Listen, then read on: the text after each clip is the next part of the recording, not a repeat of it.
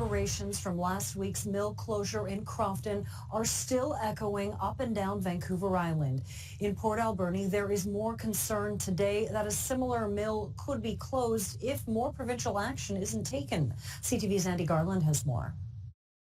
Reaction to the Crofton Mill shutting down last week is not what you may think. Honestly speaking, I was disappointed, but not necessarily surprised. Hooay First Nation elected chief John Jack says the forestry industry has been in trouble for a while, and it's no different in the Alberni Valley. This is something that's been building for quite a while, and we need action a while back. But if you can't do it then, you should do it now. Don Tarr, that owns the Crofton Pulp Mill, also operates the Port Alberni one, and tells CTV News, unless hosting conditions are improved and fiber supply becomes more affordable and available in BC, all their operations will be at risk. I do think that the bad news coming out of Crofton could have an impact on the Alberni Valley, and that's something that's deeply concerning to me. He says the root cause is harvest levels and that access to fiber hasn't been high enough to supply sawmills, which eventually trickles down to pulp and paper mills. They're like the foundation of the forestry ecology, so to speak,